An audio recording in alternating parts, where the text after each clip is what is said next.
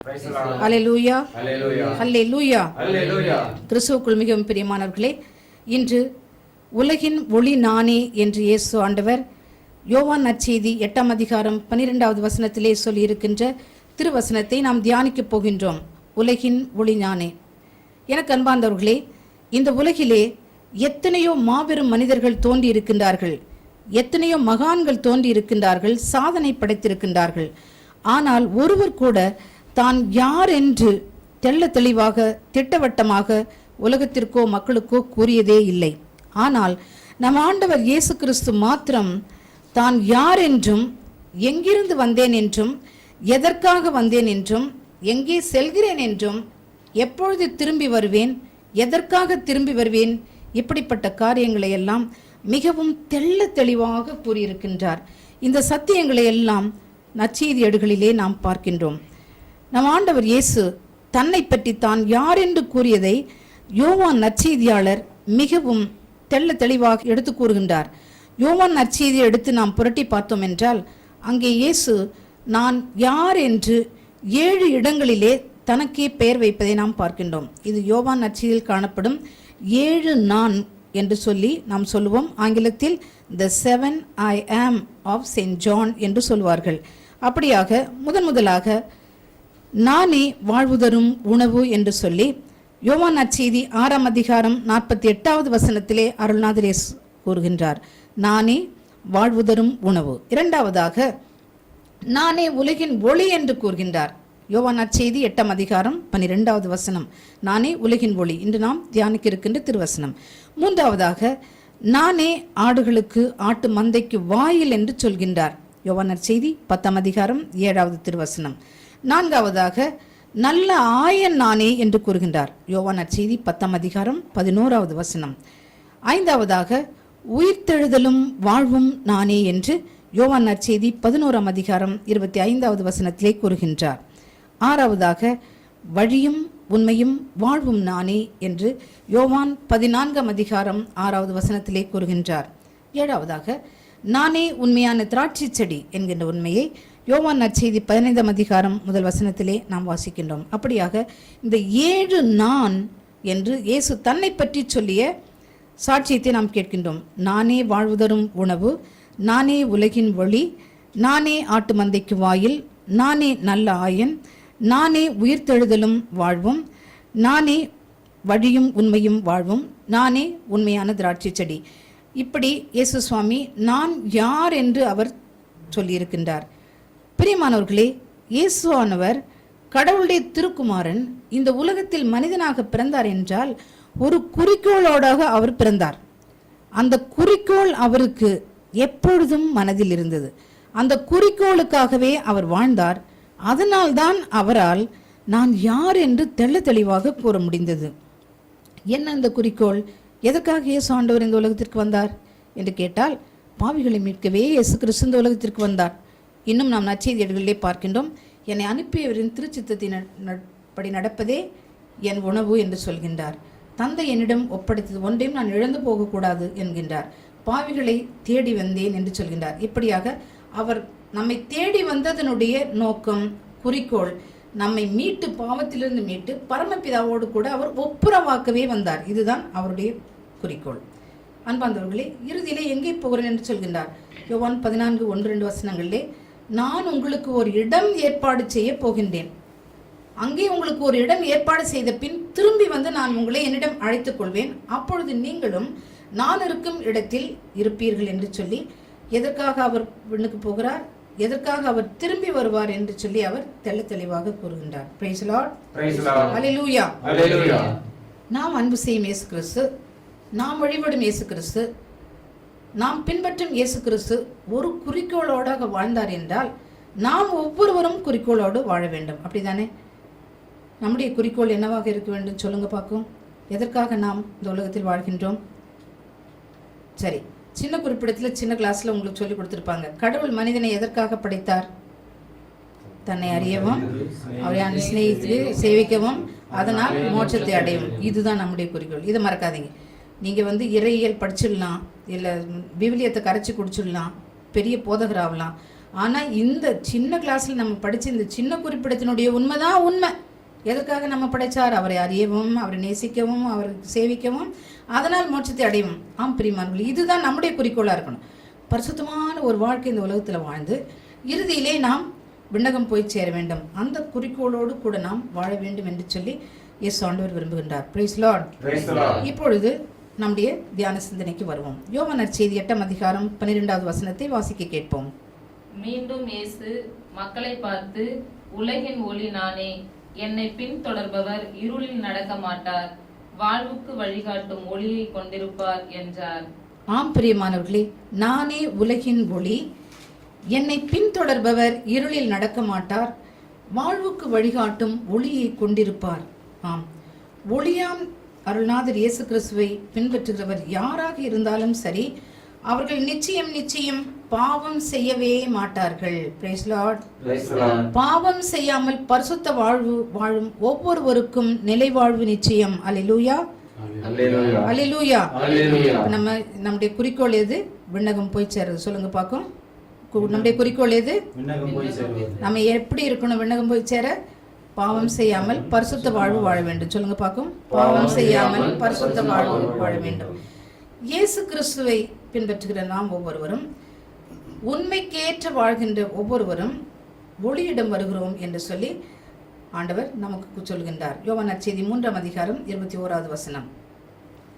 உண்மைக்கேற்ப வாழ்பவர்கள் ஒளியிடம் வருகிறார்கள், இதனால் அவர்கள் செய்யும் அனைத்தையும் கடவுளோடு இணைந்தே செய்கிறார்கள் என்பது வெளியாகும். Praise lord. உண்மை என்றால் என்ன? சொல்லுங்க பார்ப்போம். உண்மை. பிலாத்து கேட்கிறான் இயேசு கிட்ட, உண்மை என்றால் என்னன்னு சொல்லி. இப்ப யோவான் நற்செய்தி 14ஆம் அதிகாரம் 6வது வசனம் சொன்ன, நானே வழியும் உண்மையும் வாழ்வும். அப்ப இயேசு கிறிஸ்து உண்மைனாக்க யாரு? இயேசு கிறிஸ்து தான் உண்மை. எல்லாரும் சத்தமா போல்ட சத்தமா சொல்லுங்க பாக்க. உண்மை என்றால் யார்? இயேசு தான் உண்மை. உண்மைக்கு ஏற்ப வாழ்பவர்கள் எல்லாம் ஒளியிடம் வருகிறார்கள். இயேசுவோடு வாழறதுக்கு அவங்க இயேசு கிட்ட வராங்க. அனைத்தையும் கடவுளோடு இணைந்து செய்கிறார்கள் என்பது வெளியாகும். இயேசுவோடு நம்ம இணைந்து செய்கிறோம் என்றுதான் அர்த்தம். அப்ப நாம் நானே ஒளின்னு சொல்ற இயேசு கிறிஸ்து, நானே உண்மைன்னு சொல்ற இயேசு கிறிஸ்துவோடு இணைந்து இருந்தோம் என்றால் நாம் ஒளிக்கு வருகிறோம், நாம் உண்மையோடு வாழ்வோம் என்றுதான் அர்த்தம். Praise Lord. அல்லேலூயா. மத்தேயு நற்செய்தி 5ஆம் அதிகாரம் 14 முதல் 16 திருவசனங்களை வாசிக்க கேட்போம். மத்தேயு 5:14 முதல் 16. நீங்கள் உலகிற்கு ஒளியாய் இருக்கிறீர்கள். மலைமேல் இருக்கும் நகர் மறைவாய் இருக்க முடியாது. எவரும் விளக்கை ஏற்றி மரக்காலுக்குள் வைப்பதில்லை, மாறாக விளக்கு தண்டின் மீதே வைப்பர். அப்பொழுதுதான் அது வீட்டில் உள்ள அனைவருக்கும் ஒளி தரும். இவ்வாறே உங்கள் ஒளி மனிதர் முன் ஒளிர்க. அப்பொழுது அவர்கள் உங்கள் நற்செயல்களை கண்டு உங்கள் விண்ணக தந்தையை போற்றி வாழ்வார்கள். Praise lord. இப்போ நாம் யோவான் 3:21 உண்மைக்கேற்ப வாழ்பவர்கள் ஒளியிடம் வருகிறார்கள், அவர்கள் செய்யும் அனைத்தையும் கடவுளோடு இணைந்தே செய்கிறார்கள் அப்படின்னு சொன்னேன். யோவான் 8:12 நானே உலகின் ஒளி என்று சொல்கின்ற ஆண்டவர் மத்தேயு 5:14 நீங்கள் உலகத்திற்கு ஒளியாய் இருக்கிறீர்கள் என்று சொல்கின்றார். அப்படி என்றால் நாம் இயேசுவோடு இணைந்து இருக்கும் பொழுது நாமும் ஒளியாக மாறுகின்றோம். அல்லேலூயா, அல்லேலூயா. இயேசுவோடு இணைந்து இருக்கும் போது நம்ம என்னவா மாறுறோம்? ஒளியாக மாறுகின்றோம். அப்போ இயேசு உலகிற்கு வெளிச்சம் கொடுக்கிறது போல நாமும் உலகத்திற்கு வெளிச்சம் கொடுக்க வேண்டும். Praise the Lord. எப்படி இது நடக்கும் அப்படின்னு சொல்லி நம்ம கேட்கலாம். அவர் கடவுள், நம்ம அற்ப மனிதர்கள், பாவிகள் அப்படின்னு நம்ம நினைக்கலாம். உங்களுக்கு புரியுறது போல ஒரு உதாரணம் கொடுக்குறேன் நான். சூரியன் தான் இந்த உலகத்துல கடவுள் படைத்த எல்லா ஒளியிலையும் பெரிய ஒளிப்பிழம்பு உண்டா இல்லையா? ஆமா, சூரியன் ஒளிப்பிழம்பு. இப்போ இந்த சூரியன் எப்பொழுதும் ஒளியை தன்னகத்தை வைத்துக்கொண்டே இருக்குது. ஆனா இந்த சந்திரன் என்ன செய்யுது? அதுக்கே ஒளி இல்லை. அதுதான் it is not a source of லைட்னு சொல்லுவோம். அது ஒளியினுடைய ஊற்று இல்லை. ஆனா இது என்ன செய்யுது? சூரியனை சுற்றி வரும்பொழுது சூரியன் கிட்ட இருக்க ஒளியை அப்படியே கிரகிச்சு கொள்ளுது. அதுவே ஒரு ஒளிப்பிழம்பா மாறுது. அப்ப சூரியன் ஒளி கொடுக்காம அஸ்தமிக்கும் பொழுது யார் ஒளி கொடுக்கறது? சந்திரன் ஒளி கொடுக்குறான்.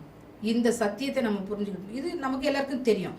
இவ்வளவுதான் நம்ம இயேசுவோடு இருக்கிற உறவை நம்ம புரிஞ்சுக்கணும்.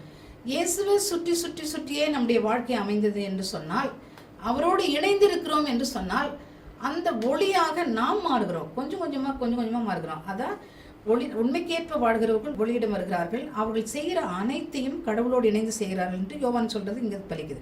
அப்ப இயேசுவோடு ஒரு இணைந்த ஜீவியம் என்று சொன்னால் நாமும் ஒளியாகிறோம். எப்படி சந்திரன் சூரியன்கிட்ட இருந்து பெற்ற வெளிச்சத்தை ஒளிர்விக்கிறதோ அதே போல் நாம் இயேசுவிடம் இருந்து பெற்ற வெளிச்சத்தை நாம் ஒளிர்விக்கின்றோம். பிரைஸ் தி லார்ட், ஹல்லேலூயா. எப்படி ஒளிர்விக்கிறோம்? நாம் மனிதர் முன் ஒளிர்வதற்கு 2 விதத்தை ஆண்டவர் சொல்றார். மத்தேயு நற்செய்தி 5ஆம் அதிகாரம் 16வது வசனத்துல இப்பொழுதுதான் நீங்க வாசிக்க கேட்டீங்க. உங்கள் ஒளி மனிதர் முன் ஒளிர்க, உங்கள் நற்செயல்களை கண்டு மக்கள் வானகத்தில் உள்ள உங்கள் தந்தையை போற்றி புகழ்வார்கள். Price the Lord. எதை கண்டு அவங்க கடவுளை போற்றி புகழ்வாங்களா? நம்மிடம் உள்ள நற்செயல்களை கண்டு. சொல்லுங்க எல்லாரும், நம்மிடம் உள்ள நற்செயல்களை கண்டு. அப்படிதான் நம்ம ஒளி வீசுறோம்னு அர்த்தம்.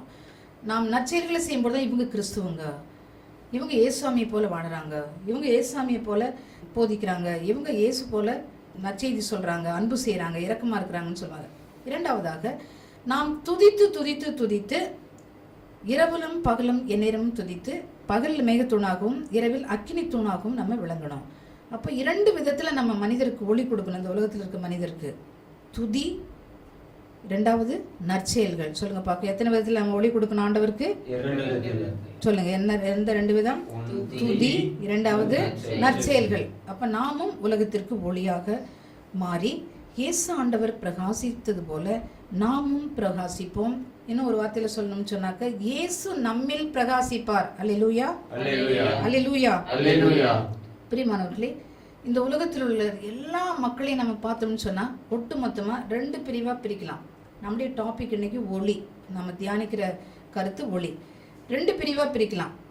ஒரு கூட்டத்தை ஒளியின் மக்கள்னு சொல்லலாம், இன்னொரு கூட்டத்தை இருளின் மக்கள்னு சொல்லலாம். ஒளியின் மக்கள்னு சொல்றவங்க இயேசு கிறிஸ்துவோடு இணைந்து பரிசுத்தமான வாழ்க்கை வாழறவங்க. இருளின் மக்கள்னு சொல்றவங்க பாவத்துக்கு மேல் பாவம் செய்து சாத்தான் பக்கம் இருக்கிறவங்க. இந்த 2 கட்சியில நீங்க எந்த கட்சி? நீங்களா தியானிச்சுக்கீங்க, நீங்களா தீர்மானிச்சிங்க, நீங்க கை தூக்கணும்ட்டு அவசியம் இல்லை.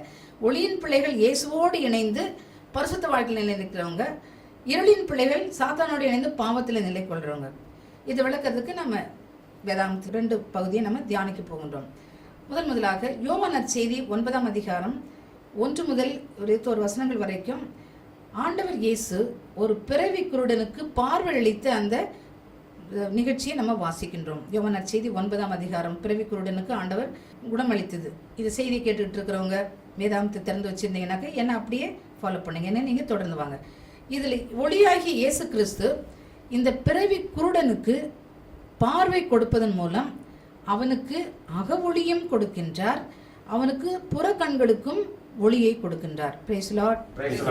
இந்த அவனுடைய கண்கள் திறக்கப்பட்ட உடனே அந்த மனிதன் இயேசுவை இவர் இறைவாக்கினர் என்று கண்டுகொள்கிறான். படிப்படியா அதை நீங்க வாசிட்டது என்ன தெரியும். உனக்கு பார்வை கொடுத்தது யாருன்னு நினைக்கிறீங்க அப்படின்னு சொல்லிட்டு பரிசேயரும் மக்கள் தலைவர்களும் கேட்கிறாங்க. எனக்கு அவர் ஒரு இறைவாக்கினர் அப்படின்னு சொல்றான். அப்படின்னா அவனுடைய அகக்கண்களும் திறக்க ஆரம்பிச்சிருச்சு. இன்னும் அதுல நிறைய வாக்குவாதம் நடக்குது. அவர் எப்படி அவனுக்கு பார்வை கொடுத்தார்? 2-3 தடவை திருப்பி கேட்கிறாங்க. உமிழ்நீரால் சேரை உண்டாக்கி என் கண்களில் பூசி சீலோவாமில் போய் கழுவு என்று சொன்னார், நானும் கழுவினேன், பார்வை பெற்றேன் என்று சொல்லி ஒரு தடவை சொல்றான். திருப்பி அவங்களுக்குள்ள டிஸ்கஷன் பண்ணிட்டு திருப்பி வராங்க, திருப்பியும் கேட்கறாங்க. அவனுடைய பெற்றோரை பிடிச்சிட்டு கேட்கறாங்க, இவன் மெய்யாவே உங்க பிள்ளையா இல்ல உங்க பிள்ளை மாதிரி இருக்கிறானான்னு கேட்கறாங்க. அவங்க சொல்றாங்க, எங்க பிள்ளை தான், அவனுக்கு எப்படி பார்வை கிடைச்சு நீங்க அவனையே கேட்டுக்குங்க. அவங்களுக்கு ஒளி கிடைச்சிருக்காக ஒளி. இயேசு கிறிஸ்து தான் இவனுக்கு புதுமை செய்து ஒளி கொடுத்துருக்காருன்னு சொல்லி, ஆனா அவங்க சொல்றதுக்கு பயப்படுறாங்க, பரிசேயருக்கு பயந்து. அவங்க அப்படி தப்பிச்சிட்டாங்க. 3வது தடவையும் கேட்கறாங்க, உனக்கு பார்வை கொடுத்தவரை பற்றி நீ என்ன நினைக்கிற? அவர் ஒரு பாவின்னு எங்களுக்கு தெரியும் அப்படின்னு சொல்றாங்க. அது எப்படி பாவியா இருக்க முடியும்? அவர் கடவுளிடமிருந்து வந்தவர்னு சொல்றான். இப்ப இவனுக்கு அக ஒளி கிடைச்சது. இந்த பகுதியில் காணப்படுகிற பரிசேயரும் மக்களின் தலைவர்களும் இப்படி ஒரு அருஞ்செயல் நடந்தும் ஒரு பிறவி குருடனுக்கு பார்வை கிடைச்சோம், பார்வை கொடுத்தவரை பாவின்னு சொல்லி அவங்க அழைக்கிறாங்க. அவரை பரிசுத்தமான என்று சொல்கின்ற இந்த குணமான இந்த மனிதனையே நீயும் பாவி அவரும் பாவி அப்படின்னு சொல்றாங்க. அவங்க தான் இருளின் மக்கள். Price the Lord. ஏன் அவங்க இருளின் மக்கள்? பொறாமையினால இயேசு கிறிஸ்துவை கடவுளின் மகன் என்றும் அவர் தீர்க்கதரிசி என்றும் அவர் அற்புதம் செய்கிறார் என்றும் ஏற்றுக்கொள்ள மறுக்கிறாங்க. இது உங்களுக்கு ஒரு உதாரணம். இருளில் உண்மையை நாம் ஏற்றுக்கொள்ள மறுக்கும் பொழுது, பிடிவாதத்தில் நம்ம நிலை கொள்ளும் பொழுது, மற்றவங்களுக்கு கொடுக்க வேண்டிய இடத்தை நாம் கொடுக்காத பொழுது, சுலபமாக பிறரை குற்றம் சாட்டும் பொழுது நாம் எந்த பக்கம் நிற்கிறோம்? இருளின் மக்கள் சாத்தான் பக்கம் நிற்கிறோம். Price the Lord. Praise the Lord. ஹல்லேலூயா. Hallelujah. ஒளி பெற்றவங்க தாட்சியோட இருப்பாங்க, கடவுளை மகிமைப்படுத்துவாங்க, மற்றவங்ககிட்ட இருக்க நன்மை தனத்தை பாராட்டுவாங்க. இன்று நீங்க எந்த பக்கம் இருக்கிறீங்கன்னு தீர்மானிச்சுட்டு இருளின் பக்கம் இருக்கிறீங்கன்னு சொன்னா இதுதான் உங்களுக்கு நல்ல நேரம், நீங்க ஒளிக்கு வரணும். இயேசு கிறிஸ்துவை ஆண்டவரும் மீட்பருமாய் ஏற்றுக்கொள்ளுங்க. அவரிடமிருந்து பெற்றுக்கொள்கிற ஒளி உங்களை ஒளி வைக்கணும். நல்லதை செய்யவும் பிறரிடமிருந்து நல்லதை கற்றுக்கொள்ளவும் நீங்க கற்றுக்கொள்ளணும். இந்த மனிதன் ஒரு சாதாரண மனிதன், பயப்படுத்துறாங்க. நீ அவரை இறைவாக்கினர்னு சொன்னீங்கன்னா உன்னை ஜெபக்கூட்டத்துல நாங்கள் வெளியில் தள்ளி வச்சிடுவோம் அப்படின்னு சொல்றாங்க. அவன் பயந்தானா? பயப்படவே இல்லை. உண்மையான ஒளி நமக்குள்ள கடந்து வந்த பிறகு நம்ம எதுக்குமே பயப்பட தேவையில்லை. திருப்பாடல் 27:1. திருப்பாடல் 27:1 சங்கீதாசிரியர் என்ன சொல்றாருன்னு பாருங்க. ஆண்டவரே என் ஒளி, அவரே என் மீட்பு, யாருக்கு நான் அஞ்ச வேண்டும்? ஆண்டவரே என் உயிருக்கு அடைக்கலம், யாருக்கு நான் அஞ்சி நடுங்க வேண்டும்? Praise the Lord. ஹல்லேலூயா. விண்ணையும் மண்ணையும் படைத்தவரே நமக்கு ஒளியா இருக்கும் பொழுது நாம் யாருக்கு அஞ்ச வேண்டும்? பிரியமானவர்களே, அஞ்ச வேண்டிய தேவை இருக்குதா? தேவையே இல்லை. யாருக்கு நாம் பயப்படணும்? கடவுள் நம் சார்பில் இருப்பதால் அந்த பிறவி குருடனை போல எந்நேரமும் நம்ம ஆண்டவருக்கு சாட்சியம் உள்ள மக்களாக வாழ வேண்டும். Praise the Lord. ஹல்லேலூயா. அவர்தான் ஒளியாய் வந்தவர் என்று சொல்லி நாம் உலகிற்கு பறைசாற்ற வேண்டும். Praise the Lord. ஒளியாய் வந்தீர், வழியை தந்தீர், உமக்கு நன்றி ஐயா. பாடுவோம். ஒளியாய் வந்தீர், வழியை தந்தீர், உமக்கு நன்றி ஐயா. அழிவில் நின்று பாதுகாத்தீர், உமக்கு நன்றி ஐயா.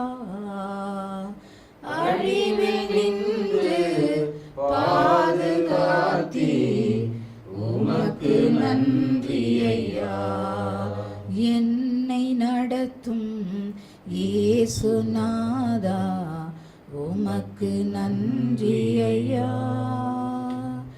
என்னை நடத்தும் இயேசுநாதா, உமக்கு நன்றி ஐயா. Price the Lord. திருப்பாடல் 18:28 அருமையாக இப்படி சங்கீதாசிரியர் தன்னுடைய அனுபவத்தை சொல்கின்றார். சங்கீதாசிரியர் திருப்பாடல் எடுத்து படிச்சீங்கன்னு சொன்னா ஆண்டவருக்காக காத்திருக்கிற ஒரு பரிசுத்தமான ஒரு ஆத்மா. அதிகாலையில் எழுந்து உமது முகத்தின் ஒளி என்னில் வீச செய்யும் ஆண்டவரேன்னு சொல்வார். இந்த வசனத்தில் என்ன சொல்றார்? ஆண்டவரே, நீர் என் விளக்குக்கு ஒளி ஏற்றுகின்றீர், நீரே என் விளக்கு, எனக்கு ஒளி ஏற்றுகின்றீர் அப்படின்னு சொல்றார். அப்போ கிறிஸ்து ஒளின்னு சொல்லிட்டு கிறிஸ்து பிறப்பதற்கு முன்னாலே திருப்பாடலின் ஆசிரியர் என் கடவுளே, நீர் என் இருளை ஒளியாக மாற்றுகின்றீர் என்று சொல்கின்றார். கடவுளால் தெரிந்து கொள்ளப்பட்ட இஸ்ராயல் மக்கள் எகிப்தின் அடிமைத்தனத்துல 430 ஆண்டுகள் கஷ்டப்பட்டாங்க. அப்படி அவங்க துன்பப்படும் பொழுது பார்வோனுடைய அடிமைத்தனத்திலிருந்து அவங்க சொல்லுன்னா வேதனைகளை அனுபவித்துக் கொண்டிருந்தார்கள். அப்படி இருக்கும் பொழுது ஆண்டவரை நோக்கி கூக்குரல் இட்டார்கள். எங்களுக்கு வேதனை தாங்க முடியல, இந்த அடிமைத்தனத்தினுடைய பலுவை எங்களால் சுமக்க முடியலன்னு சொல்லி. அதே சமயத்துல மோசே பார்வோனுக்கு வளர்ப்பு மகனாக, ஒரு பட்டத்து இளவரசனாக பார்வோனுடைய அரண்மனையில் எகிப்தில் வளர்ந்துட்டு இருந்தவர் தன்னுடைய மக்கள் மீது இருந்த இனவெறியினால ஒரு எகிப்தினை கொண்டு போடுறார். அதனுடைய விளைவா அவர் அங்கிருந்து தப்பி ஓடி மிதியான் நாட்டுல 40 ஆண்டுகள் ஆடுகளை மேய்த்து கொண்டு எப்போ என் வாழ்க்கையில ஒரு ஒளி பிறக்கும் அப்படின்னு சொல்லிட்டு ஏங்கி கொண்டிருக்கிறார். இப்படிப்பட்ட தருணத்துல ஆண்டவர் எரிமுட்செடியில மோசேக்கு தரிசனமாகி அவருக்கு வல்லமையை கொடுத்து எகிப்தில் துன்பப்பட்டு கொண்டிருக்கிற மக்களை போய் எகிப்தின் அடிமைத்தனத்திலிருந்து மீட்டு வாக்குத்தத்த நாட்டிற்கு கொண்டு வரும்படியாக அனுப்புகின்றார். எகிப்தில் இருளில் வாழ்ந்த மக்கள் மோசேயினுடைய விடுதலை பயணத்தின் மூலமாக பேரொளியை காண்கின்றனர். அவர்கள் அந்நிய தேசத்திலிருந்து புறப்பட்டு கானான் தேசத்திற்கு அவர்கள் வருகின்றார்கள். Price the Lord. இந்த செய்தியை கேட்டுக்கொண்டிருக்கிற சகோதர சகோதரிகளே, அநேகர் வெளிநாட்டில் இருந்து கொண்டு கூட இந்த செய்தியை நீங்க கேட்கலாம், யூடியூப்லயோ அல்லது இன்டர்நெட்லயோ. அந்நிய பூமியில கஷ்டப்பட்டுட்டு இருக்கிறீங்களா? சில சமயம் அகதிகள் போல நடத்தப்படுறீங்களா? உங்களுடைய உரிமைகள் பறிக்கப்பட்டு நீங்க செகண்ட் கிளாஸ் சிட்டிசன்ஸ் போலவோ அல்லது அடிமைகள் போலவோ நடத்தப்படுறீங்களா? கவலைப்படாதீங்க. ஆண்டவரை நோக்கி நீங்க ஜெபிங்க. உங்க உருக்கமான ஜெபத்தை கேட்டு ஆண்டவர் நிச்சயமாக உங்களுக்கு நல்ல வாழ்வை அருளுவார், விடுதலையை உங்களுக்கு கொடுப்பார். நீங்க இருக்கிற இடத்திலிருந்தே உங்களை அவர் பிரகாசிக்க வல்லவராக இருக்கின்றார். Price the Lord. பிறர் நம்பி ஏமாந்துட்டேன், பணத்தை கொடுத்து ஏமாந்துட்டேன், எனக்கு வேலை வாங்கி கொடுப்பாங்கன்னு சொல்லிட்டு நான் இங்க வந்து துன்பப்படுறேன்னு நீங்க நினைக்கிறீங்களா? எப்படி இஸ்ராயல் மக்கள் அடிமைத்தனத்திலிருந்து ஆண்டவரை நோக்கி கூக்குரலிட்டார்களோ நீங்களும் ஆண்டவரை நோக்கி கூக்குரலிட்டு கண்ணீரோடு ஜெபியுங்க.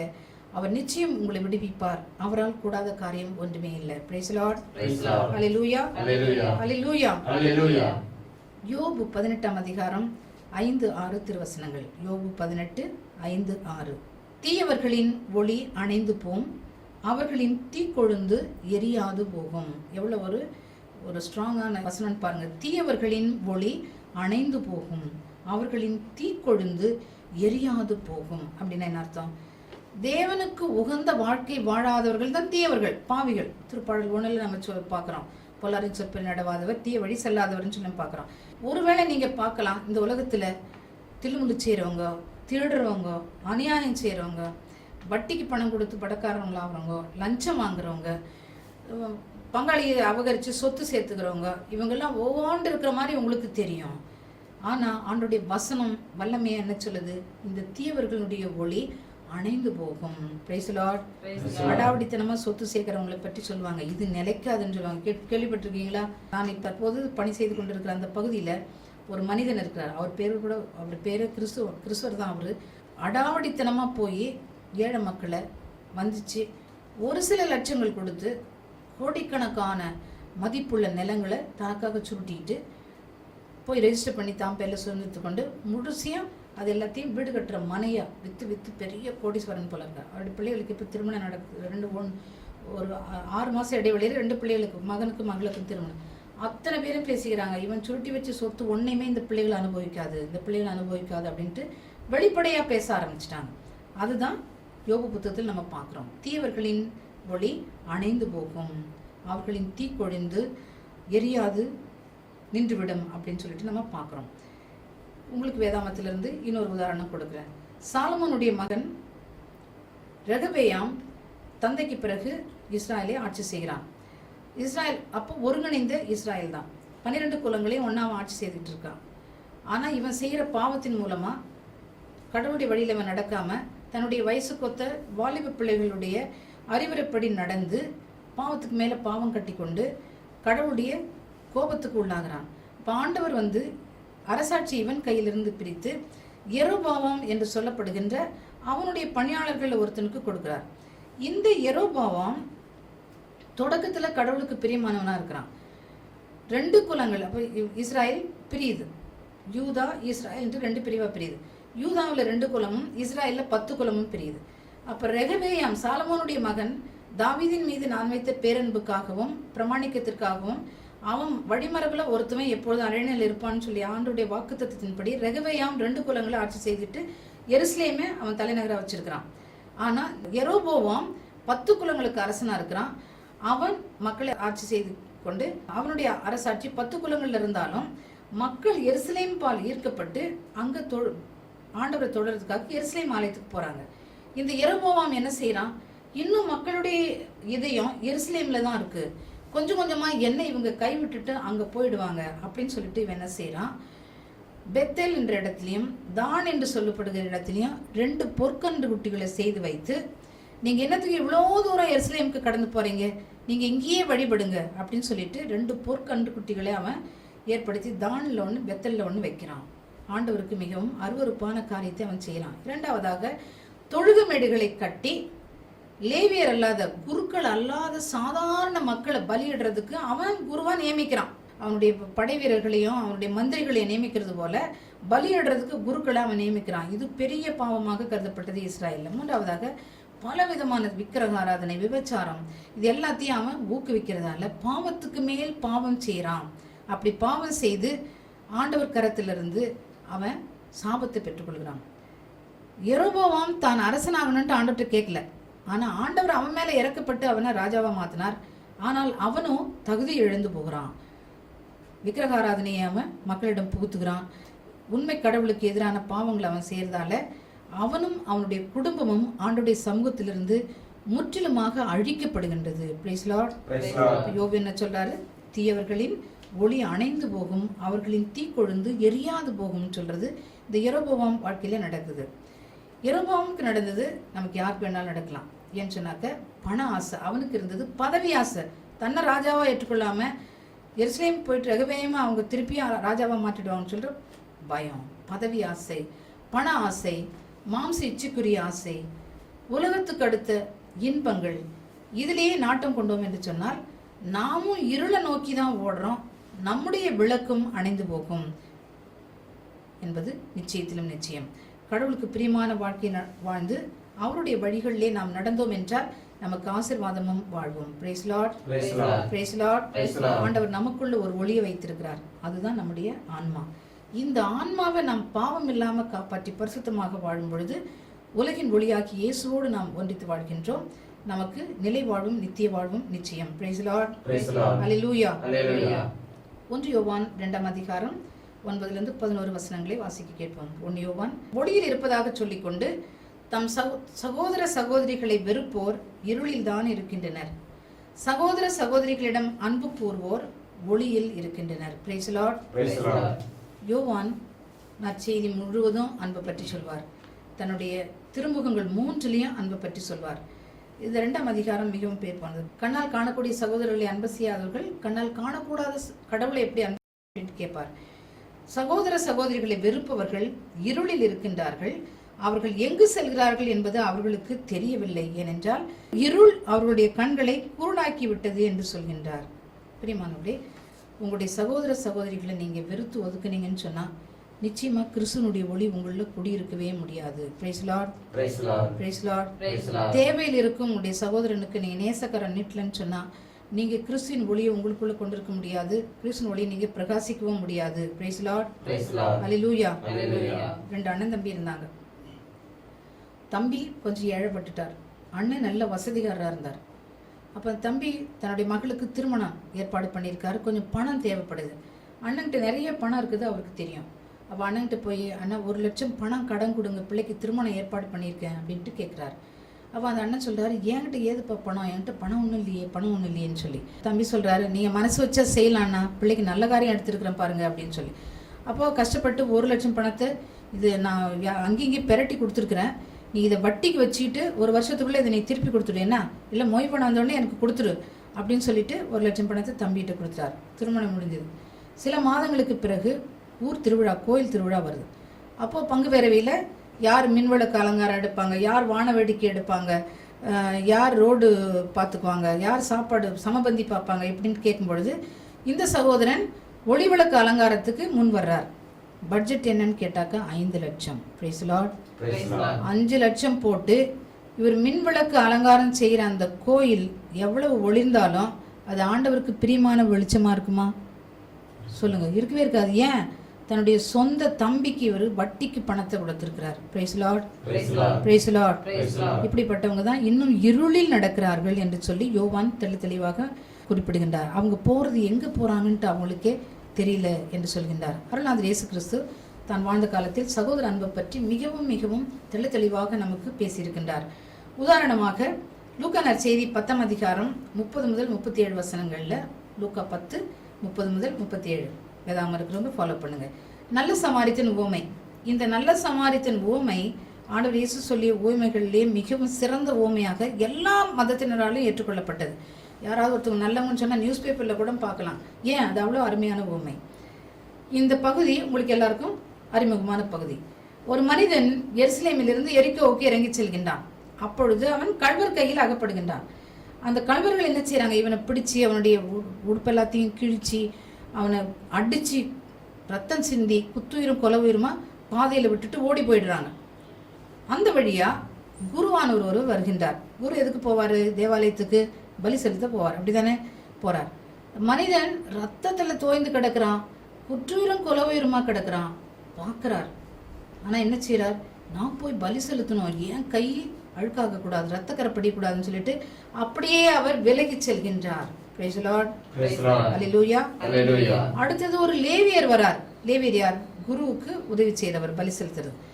அவரும் பார்க்கிறார், இவன் பார்த்தா ஒரு சமாரித்தன் போல இருக்குதே, இவனை நான் தொட்டாக்க தீட்டு எனக்கு, நானும் பலி செலுத்த போகணும்னு சொல்லிட்டு அந்த லேவியரும் விலகி செல்கின்றார். கடவுளுக்கு அர்ப்பணமான இந்த 2 பேரும், கடவுளுடைய ஊழியக்காரர்களான இந்த 2 பேரும், கடவுளின் கட்டளைகளை கற்பித்து மக்களை கடவுளிடம் வழிநடத்த போகிற இந்த குருக்களும் இந்த லேவியருமே அந்த மனிதனை பார்த்தும் பார்க்காத மாதிரி விலகி செல்கின்றார்கள். Praise the Lord. அதன் பிறகு ஒரு சமாரியன் வருகின்றான். அந்த சமாரியன் தாழ்த்தப்பட்டவனாக கருதப்பட்டவன். அவன் இவனை பார்த்த உடனே அவன் பிரயாணம் செய்துட்டு இருந்த அந்த கழுதியிலிருந்து கீழே குதிச்சு இறங்குறான். இந்த மகனை தூக்குறான். தாங்கிட்டு இருந்த உடுப்பை கிழிச்சு அவன் காயத்தை எல்லாத்தையும் துடைக்கிறான். அவன் வச்சிருந்த திராட்சை ரசத்தை எண்ணெயும் ஊற்றி அவனுடைய காயங்களுக்கெல்லாம் கட்டு போட்டு தன்னுடைய கழுதியிலே தூக்கி வச்சுக்கிட்டு போய் சாவடியில் சேர்த்து சாவடிக்காரன்ட்டு 2 தெனாரியம் கொடுத்து இவரை கவனித்து ட்ரீட்மெண்ட் பண்ணுங்க, நான் திரும்பி வரும்போது மீதி பணம் எல்லாத்தையும் கொடுக்குறேன்னு சொல்லிட்டு அவன் போயிடுறான். பிரியமானவர்களே, கடவுளுடைய பணியாளர்களாக கருதப்பட்ட குருவும் லேவியரும் விலகிட்டாங்கன்னு சொன்னால் அவர்களுக்கு உள்ளத்தில் ஒளி இல்லை, அவங்க இன்னும் இருளில் தான் வாழ்கிறார்கள் என்ற அர்த்தம். தாழ்த்தப்பட்டவனாக கருதப்பட்ட இந்த சமாரித்தனுடைய உள்ளத்தில் ஒளி இருந்தது. அதனால தான் புற்றுயிராக கிடந்த அந்த மனிதனுடைய முகத்தில் இறை பிரசனத்தை அவன் காண்கின்றான். அந்த இறை பிரசனத்தை கண்டதோடு மட்டுமல்லாமல் அவன் கையில் எண்ணெயும் திராட்சை ரசமும் இருக்குது. இது என்ன அர்த்தம்? பரிசுத்தாவினுடைய அபிஷேகம் அவனுக்கு இருக்கு. பரிசுத்தாவினுடைய அபிஷேகம் எங்கே இருக்கோ அங்கே உள்ளரங்க ஒளி நிச்சயமாக இருக்கும். அவன் இறங்கி அவனுக்கு பணிவிடை செய்கின்றான். பிரியமானவர்களே, நம்முடைய வாழ்க்கை பயணத்தில் பலதரப்பட்ட மக்களை நம்ம பார்ப்போம். பலதரப்பட்ட சூழ்நிலைகளில் நம்ம பிறருக்கு உதவி செய்கிறதுக்கு ஆண்டவர் நமக்கு அழைப்பு கொடுப்பார். நம்ம வித்தியாசம் பார்க்கக்கூடாது. நம் மத்தியில் நிலவுகிற வித்தியாசங்கள், உயர்ந்த ஜாதி, தாழ்ந்த ஜாதி, படித்தவங்க, படிக்காதவங்க, செல்வந்தர்கள், ஏழை, இப்படிப்பட்ட இந்த வித்தியாசங்கள் நம்முடைய சமுதாயத்தில் தலைவிரித்து ஆடும் பொழுது நாமும் அவங்களுக்கு கூட 10ல் 1 அத்தோட நானுன்னு சொல்லிட்டு நம்ம சேர்ந்து வாழ்ந்தோம் என்றால் நாமும் கிறிஸ்துவின் ஒளியை பிறருக்கு அறிவிக்கல அப்படின்னு தான் அர்த்தம். நமக்குள் இருக்கிற ஒளி கிறிஸ்துவின் ஒளியாக இருக்கிறதால் எந்த சூழ்நிலையிலும் அது கொழுந்து விட்டு பிரகாசிக்க வேண்டும். யாருக்கு உதவி தேவையா இருக்குதோ அவங்க அத்தனை பேருக்கும் நேசக்காரன் நீட்டணும். Praise the Lord. Hallelujah. எனக்கு ஒரு ஊழியக்காரர் தெரியும். அந்த ஊழியக்காரர் நல்ல வசதியா இருந்தாலும் பிள்ளைகள்லாம் செட்டில் பண்ணிட்ட பிறகு ஊழியம் செய்ய போறேன்னு சொல்லிட்டு ஊழியத்தில் இறங்கிட்டார். அவருக்கு ஒரு சொந்த நல்ல பெரிய வீடு இருக்கு, 2 வாடகை வீடும் அவருக்கு ஓடிட்டு இருக்கு. அவருடைய அண்ணன் 2 பெண் பிள்ளைகளை வச்சிருந்தார். சாதாரண ஒரு விவசாயி, கூலி தொழில் செய்து வாழ்ந்தவர். பிள்ளைகளை படிக்க வச்சார். திருமண வயதான உடனே தான் குடியிருந்த வீட்டையும் விற்று 2 பிள்ளைகளையும் திருமணத்தில் அவர் செட்டில் பண்ணிட்டார். அதன் பிறகு வீட்டை வித்துட்ட பிறகு ஒரு வாடகை வீட்டில் இருக்கார். மனைவி இறந்துட்ட பிறகு ஒரு முதியோர் இல்லத்துக்கு போயிடுறார். இந்த ஊழியக்காரனான தம்பி சொந்த பெரிய வீடு வச்சுக்கிட்டோம், 2 வீட்டை வாடகைக்கு விட்டுட்டோம், தன்னுடைய அண்ணன் பிள்ளைகளுக்காக இருந்த வீட்டையும் இழந்துட்டு ஒரு வாடகை வீட்டில் இருந்ததையும் கண்டுக்கல. அதன் பிறகு மனைவி இறந்த பிறகு ஒரு அநாதை இல்லத்தில் போய் ஒரு முதியோர் இல்லத்தில் சேர்ந்ததையும் இவர் கண்டுகொள்ள. இவர் என்ன போதிக்க முடியும் மற்றவர்களுக்கு? இறையன்பை பற்றி போதிக்க முடியுமா அல்லது பிறர் அன்பை பற்றி போதிக்க முடியுமா? சிந்திங்க. நமக்குள்ள நிறைய ஊழியக்காரர்கள் இருக்கிறோம். நம்ம எப்படி இது கிறிஸ்துவின் ஒளியை பிரகாசிக்க செய்கிறோம் அப்படின்னு சொல்லிட்டு நம்ம சிந்திப்போம். இன்னும் இருளிலேயே மூழ்கி கிடக்கிறோமா? இருளில் மூழ்கி இருக்கிற மக்கள் மேலே பரிதாபப்பட்டு நம்ம அவங்களை இருளிலேருந்து விடுவிக்கணும்னா முதல்ல நாமே ஒளியாக மாற வேண்டும். Praise the Lord. Hallelujah. Hallelujah.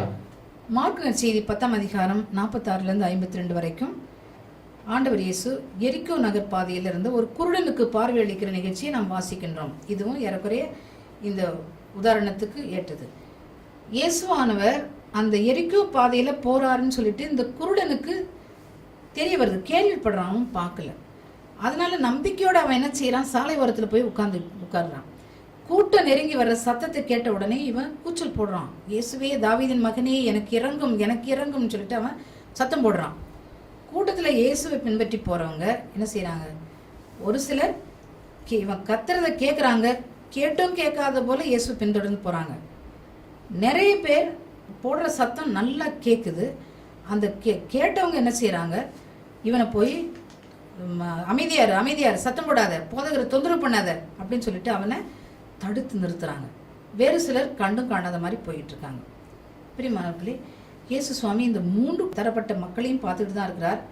இந்த குருடன் போடுற சத்தத்தையும் கேட்டுட்டு தான் இருக்கிறார். உலகின் ஒளியான இயேசு கிறிஸ்து நின்று அவனை என்கிட்ட அழைச்சிட்டு வாங்கன்னு சொல்றார். அவன் வந்த மாத்திரத்தில் உனக்கு என்ன வேண்டும் அப்படின்னு கேட்குறார். ஆண்டவரே நான் பார்வை பெறணும் அப்படின்னு சொல்லிட்டு அவன் ஜெபிக்கிறான். உனக்கு பார்வை கொடுக்க என்னால் முடியும், நீ நம்புறியா? ஆமாம் ஆண்டவரே நம்புறேன் அப்படின்னு சொல்கிறான். உன் நம்பிக்கையின்படி உனக்கு ஆகட்டும் என்று சொல்லி அவனுக்கு பார்வையை ஆண்டவர் கொடுக்கின்றார். பிரியமானவர்களே, இந்த 3 கூட்டத்தில் இருக்க இந்த 3 தரப்பட்ட மக்களில் நாம் எப்படிப்பட்டவங்களா இருக்கிறோம்? கண்டும் காணாதமா போகிறோமா? நல்லது செய்ய சான்ஸ் இருக்கும் பொழுதும் அதை தட்டி கழிச்சிட்டு அப்படியே நடக்கிறோமா? இல்லை நன்மை செய்ய விரும்புகிறவங்களையும் கூட நம்ம தடை செய்கிறோமா? நம்ம பார்ப்போம். உலகத்தின் வெளிச்சமாக நம்ம இருக்க அழைக்கப்பட்டிருக்கிறோம். நம்மில் இருக்கின்ற பரிசுத்தாவினுடைய அபிஷேகம் இயேசு கிறிஸ்துவினுடைய ஒளியை இன்னும் சுடர்விட்டு பிரகாசிக்க செய்யும். Praise Lord. அல்லேலூயா. அல்லேலூயா. அல்லேலூயா.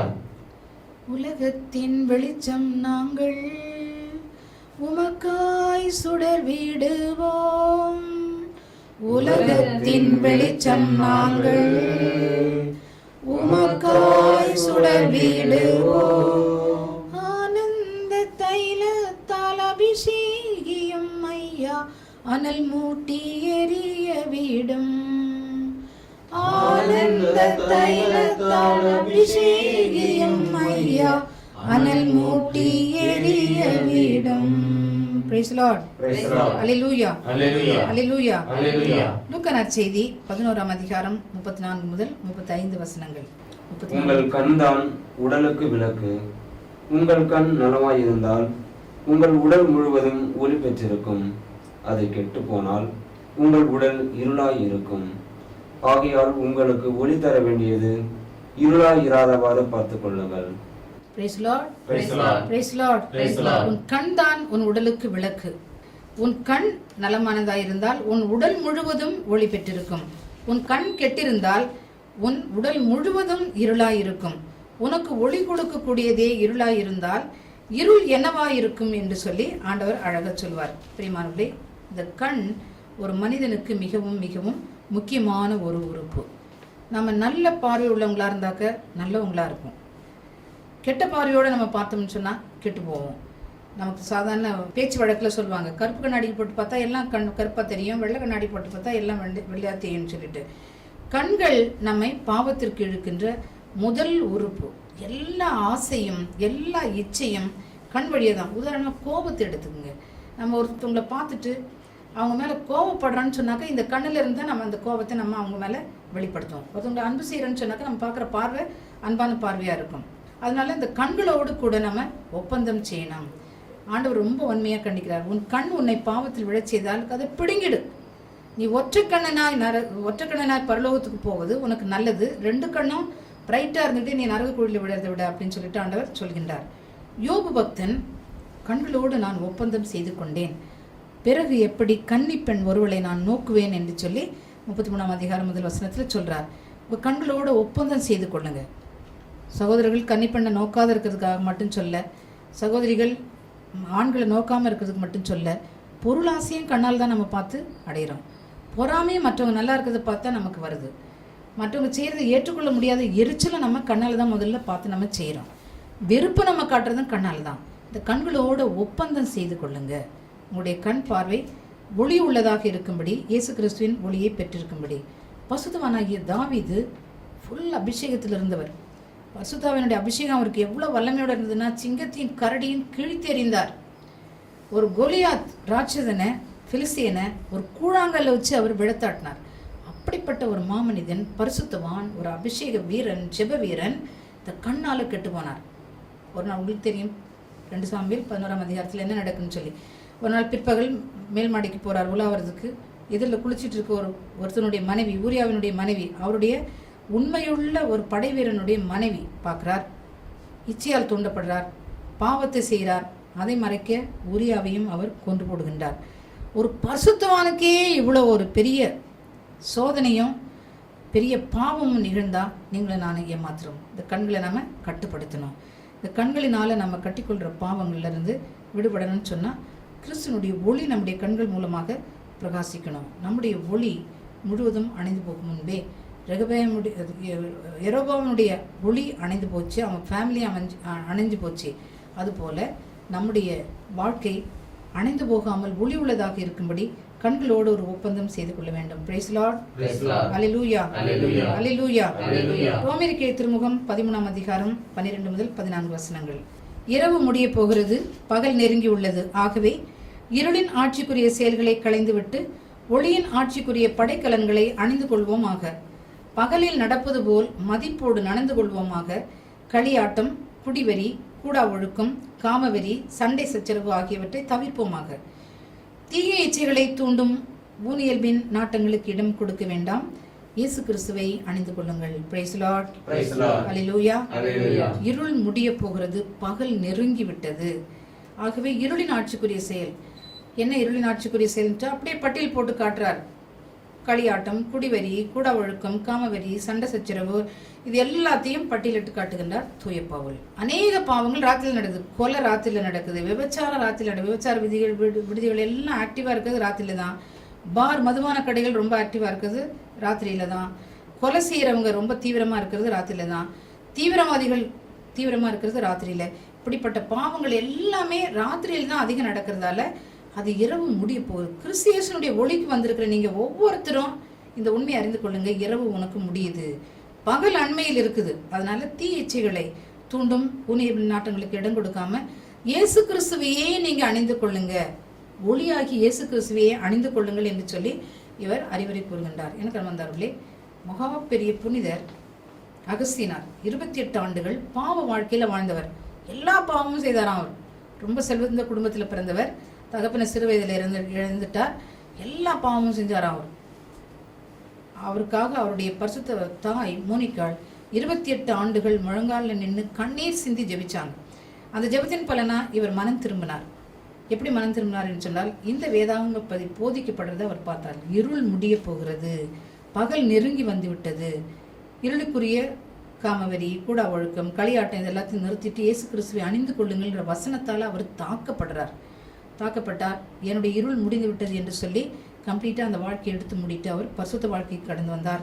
மிகவும் பெரிய பரிசுத்தவானாக அவர் வாழ்ந்தார். Praise Lord. அல்லேலூயா. ஒரு காலத்தில் இருளாய் இருந்த நீங்கள் இப்பொழுது ஆண்டவரோடு இணைந்து ஒளியாய் இருக்கிறீர்கள் என்று சொல்லி தூய பவுல் நம்மை பார்த்து சொல்கின்றார். எபேசியர் திருமுகம் 5ஆம் அதிகாரம் முதல்ல 8வது வசனத்தை வாசிப்போம். அதன் பிறகு 11வது வசனம். ஒரு காலத்தில் இருளாய் இருந்த நீங்கள் இப்போது ஆண்டவரோடு இணைந்து ஒளியாய் இருக்கிறீர்கள். ஆகவே ஒளி பெற்ற மக்களாய் வாழுங்கள். Price Lord. அகஸ்டின் 28 ஆண்டுகள் இருள்ல வாழ்ந்தார். பிறகு ஒளி பெற்ற பிறகு அவர் பரிசுத்தவானாக மாறினார். 11வது வசனம். அது எபேசியர் 5:12. இருளின் செயல்களை செய்கிறவர்களோடு உங்களுக்கு உறவு வேண்டாம், அவை குற்றமென எடுத்து காட்டுங்கள். ஆமா, பயனற்ற இருளின் செயல்களை செய்கிறவர்களோடு உங்களுக்கு உறவு வேண்டாம், அவை குற்றமென எடுத்து காட்டுங்கள். பிரியமானவர்களே, கடவுளுக்கு உகந்த வாழ்க்கை வாழ்கின்ற யாராக இருந்தாலும் அவங்களுக்கு தீய நண்பர்கள் இருக்கவே முடியாது.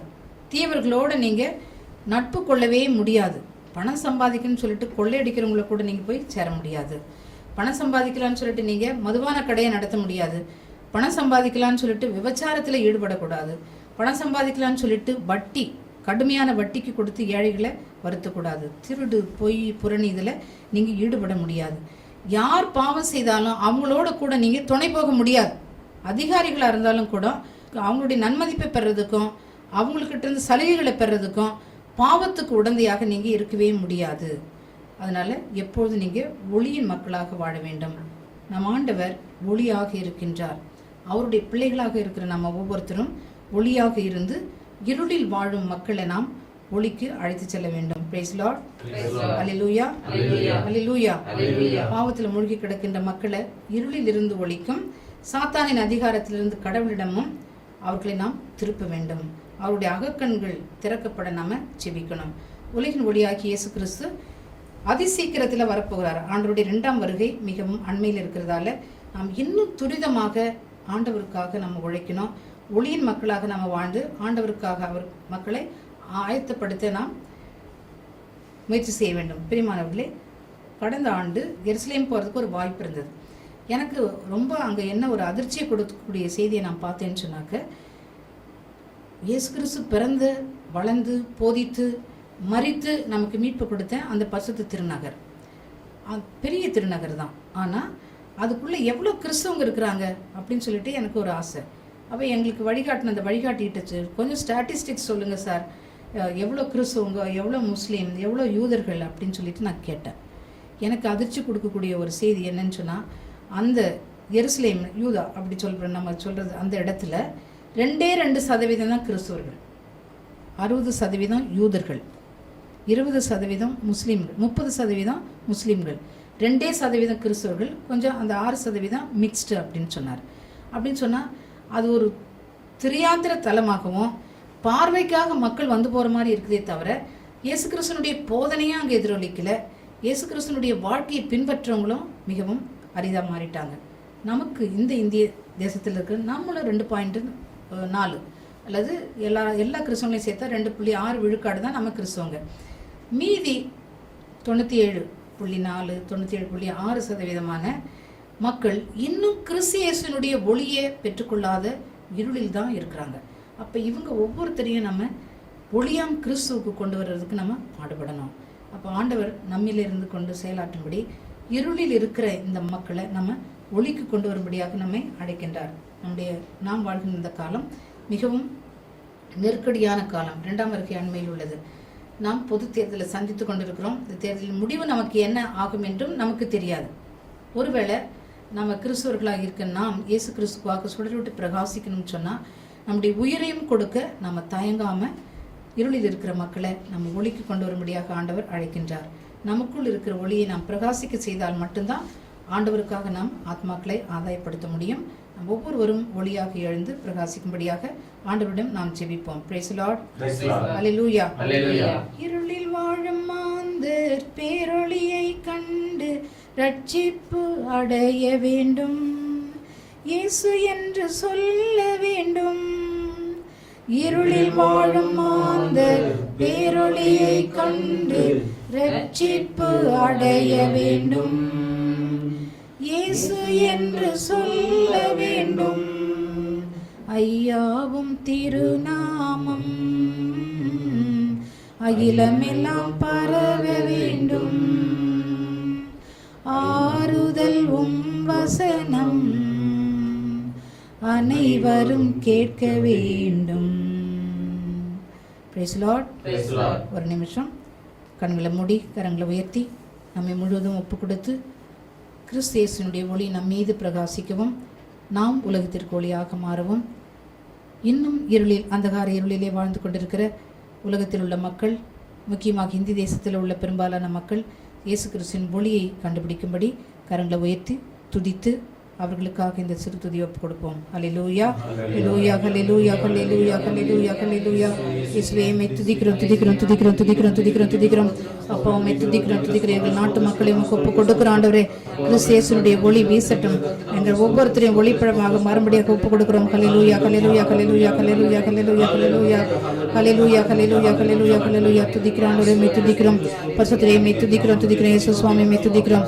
ஆவியானவரே உம்மை துதிக்கிறோம். சர்வவல்லவரே உம்மை துதிக்கிறோம். மங்கள உபகாரத்திலே நாக்கரமாக்கரத்திலே சக்கரத்தினுக்குறோம்.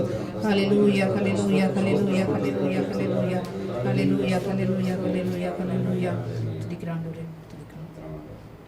அசட்டை பண்ணாதே, ஆவித்து விடாதே, ஆவியானவர் உனக்குள்ளே.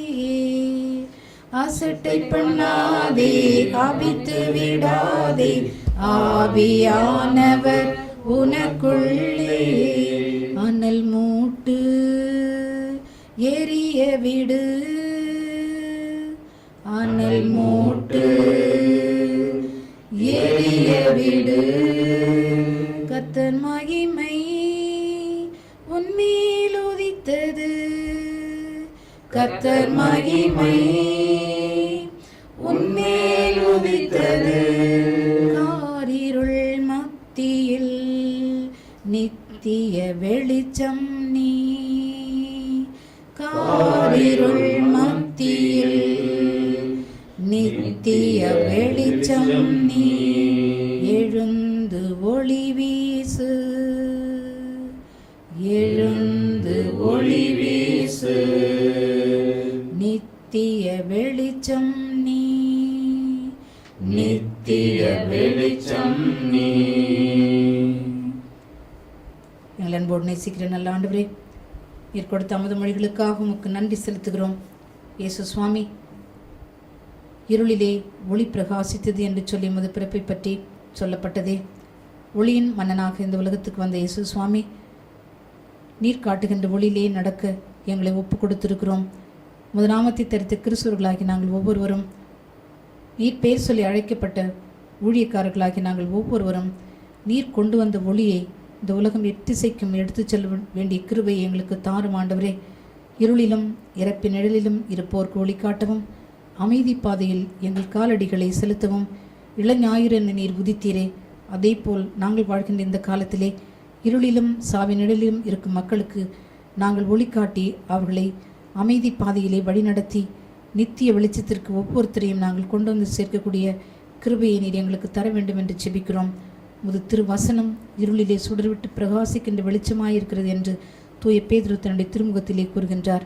அந்த வசனத்தை ஏந்தி கொண்டு நாங்கள் உலகின் எத்திசைக்கும் கடந்து சென்று மக்களை இருளிலிருந்து மீட்டு ஒளியின் மக்களாக மாற்ற எங்களுக்கு நீர் பலத்தையும் அருளையும் தரவும், நீர் எங்களோடு கூட வந்து இந்த பணியை ஆற்ற கிருபை செய்ய வேண்டும் என்று இயேசுவின் நாமத்தினால் ஜெபிக்கிறோம். ஜெபம் கேளு நல்ல பிதாவே. ஆமென். Praise Lord. Praise Lord. ஹல்லேலூயா. Hallelujah. ஹல்லேலூயா. Hallelujah.